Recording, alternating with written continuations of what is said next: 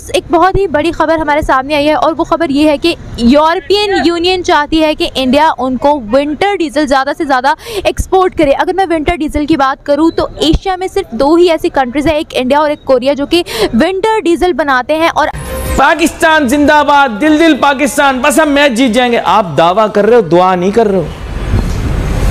आप दावा कर रहे हो, दुआ नहीं कर रहे हो। इसी वजह से फिर देखो क्या हुआ आपके साथ, एंटी क्लाइमैक्स। कि अगर हम ये देखें कि हम कंपैरिजन करें, जिस तरह के इमरान खान साहब ये कहा करते हैं कि देखें उनकी क्या पॉलिसी है, वो किस तरह चलती है, आज़ाद पॉलिसी इंडिया की, पीएम मोदी की आप ज़रा फॉरेन पॉलिसी देखें, वो जिस तरफ से चाहते हैं उस तरफ से वो चीज़ खरीद लेते हैं, अपने दुश्मनों से भी और दोस्तों से भी। इंडिया भी अपने वो जिसे कहते हैं ना ग्लोबल साउथ को लीड करने के लिए तैयार बैठा हुआ है।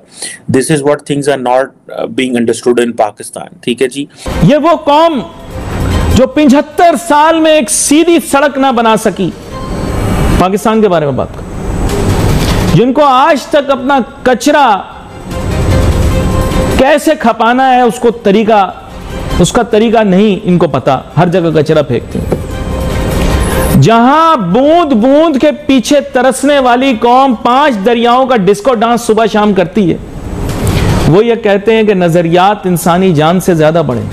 अगर मैं बात करूं इंडिया की, तो इंडिया 5,70,000 टन जो है वो विंटर डीजल एक्सपोर्ट करता है यूरोपियन यूनियन को, लेकिन अब इसको बढ़ाकर 7,30,000 टन तक जो है वो कर दिया गया है। नमस्कार दोस्तों, स्वागत है आप लोग का हिंदुस्तानी स्पेशल की एक और नए वीडियो में। दोस्तों जैसे कि आप लोग जानते हैं कि अभी G20 का मीटिंग जो है वो चल रहा है और उसमें मीटिंग में नरेंद्र मोदी जी भी गए हुए हैं और वहाँ पर एक बहुत बड़ी न्यूज आ रही है कि जो यूरोपियन यूनियन है उसने भारत से बड़ी मात्रा में जो है वो डीजल मांगा है। दोस्तों ये कहीं ना कहीं भारत की एक बहुत बड़ी कामयाबी है और इसके बाद से पूरी दुनिया में इसके ऊपर चर्चा हो रही है, क्योंकि जिस तरीके से आज पूरी दुनिया जो है वो कोई भी चीज़ होती है तो भारत की तरफ देखती है। और इससे ये बात समझ में आता है कि जो नरेंद्र मोदी जी ये कहते थे कि अगर हम अपने ऊपर काम करें, अगर हम मतलब लगन से मेहनत करें तो फिर पूरी दुनिया हमारे साथ झुकने पे मजबूर होगी। और दोस्तों वैसा ही हुआ।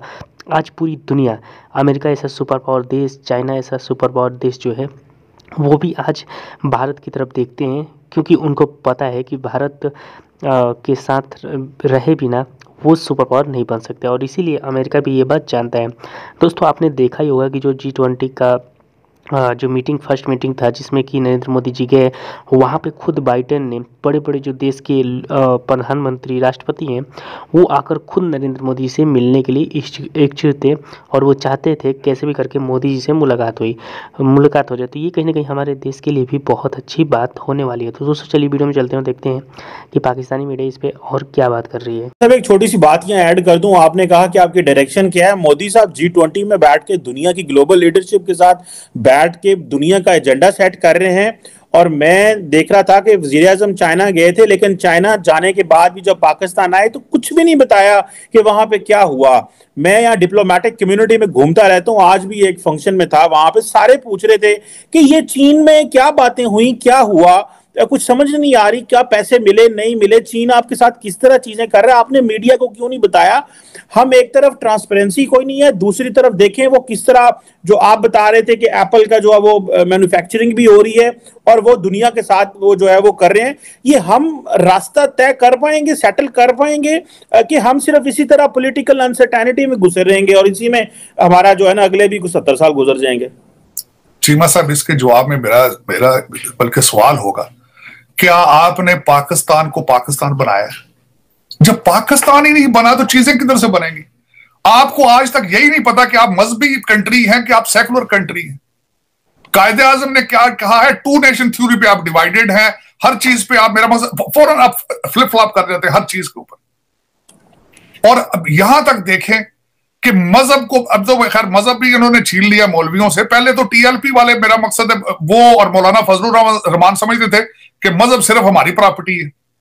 अब तो खान साहब ने उनसे भी छीन लिया सारा कुछ और यही उनको इशू है। लेकिन इसमें चाइना से सबसे बड़ी बात आके वापस बताते तब अगर उन्होंने कोई अच्छी बात बताई होती। तो मैंने आपके सेगमेंट में ही कहा था कि चाइना इस वक्त अकॉर्डिंग टू द IMF उनकी 40 साल से लोएस्ट ग्रोथ आ रही है, GDP ग्रोथ। वो देने के काबिल ही नहीं थे। और दूसरा उसकी बात ये थी कि जिस तरीके से आपने उनके साथ सीपैक में किया है वो आपसे नाराज थे, जिस तरीके से आपने चाइनीज को मारा वो नाराज थे। आपकी करप्शन, आप उनका $26 बिलियन जो आपने ओवर बिलिंग कर करके करप्शन में आप खा गए, वो नाराज हैं आपसे।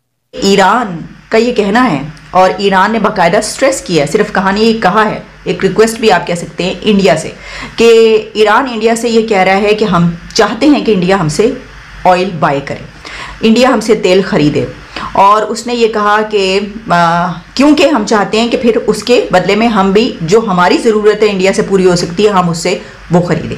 अब देखें, ये एक बड़ा अहम पॉइंट है। इसकी वजह क्या है? इसकी वजह यह है कि ये जो जियोपॉलिटिकल सिचुएशन है, या आप देख लें कि इंडिया, पाकिस्तान, ईरान, जब हम इसकी बात करते हैं तो इसमें 2-3 चीज़ें बड़ी डिस्कस होती हैं। एक तो ये कि पाकिस्तान के ईरान से ताल्लुकात, भारत के ईरान से ताल्लुकात, और फिर ईरान इस वक्त क्या चाहता है। अच्छा, ईरान की जो सिचुएशन है, वैसे तो हमारे अंदर जो एक बात देखी जाती है ना, हम ये कहते हैं, हमेशा से ऐसा समझते हैं कि हम तो बहुत बड़े कोई चौधरी हैं और ईरान को हम बहुत ही वो कोई उस पर रखते हैं लो लेवल पे, कि भाई उसके पास तो सैंक्शंस हैं, कुछ है नहीं खाने पीने को, बड़े उनकी लिमिटेड वो।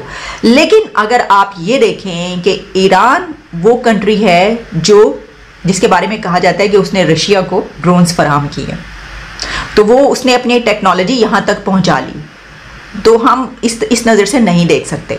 अच्छा, इसी तरीके से जो तेल की बात की जा रही है, अब आप जानते हैं ईरान पर है सैंक्शंस, तो जब तक वो पाबंदियां नहीं हटेंगी तो क्या भारत तेल खरीद पाएगा? अब भारत तेल खरीदना चाहता है, भारत की तो इसके लिए ओपन पॉलिसी है, बिल्कुल उसको जहां से जो चीज़ मिलती है जो उसके फ़ायदे में हो, जो उसके बेनिफिट में हो, वो उसको लिए कुछ नहीं देखता।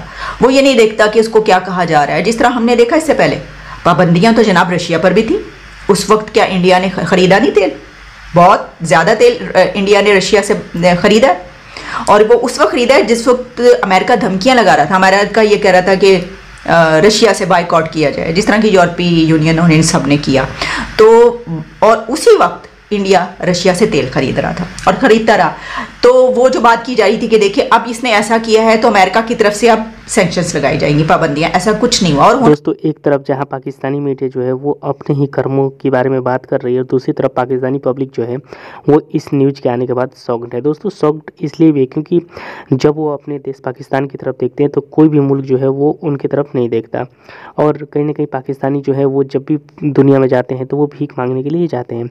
और वही अगर वो भारत की तरफ देखते हैं तो उनका ही पड़ोसी देश, जो कि आपको पता होगा कि पास में ही है, जो उनका अपना दुश्मन देश ही मानते हैं, वो इतनी तेज़ी से तरक्की कर रहा है और पूरी दुनिया जो है वो भारत की तरफ देख रहा है। इससे पाकिस्तानियों को काफ़ी ज़्यादा जलन होती है, क्योंकि वो जानते हैं कि भारत जिस तरीके से तेज़ी से आगे बढ़ रहा है, आने वाले दिनों में जो पीओके के बारे में बात हो रही है वो बिल्कुल सही हो रही है। और आने वाले दिनों में जब भारत की इकोनॉमी अच्छी हो जाएगी, जब भारत की पूरी दुनिया से रिलेशन अच्छे हो जाएंगे, तो पीओके जो है वो बिना गन चलाए, बिना एक गोली बर्बाद किए, बिना एक जवान शहीद किए बिना, जो पीओके है, पाक ऑक्युपाइड जो कश्मीर है, जिसने कि हथियार रखा है पाकिस्तान ने, वो आराम से ले लेगा।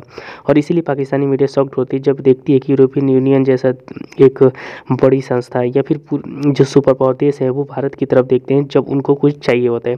दोस्तों, आपकी क्या राय है? आप हमें कमेंट करके जरूर बताइएगा, और अगर आपको ये वीडियो पसंद है तो वीडियो को लाइक कर, हमारे चैनल हिंदुस्तानी स्पेशल को भी सब्सक्राइब कर लें, क्योंकि हम आपके लिए ऐसी इंटरेस्टिंग वीडियो लाते रहते हैं। तो मिलेंगे इसी नई वीडियो के साथ, तब तक हिंदुस्तानी स्पेशल।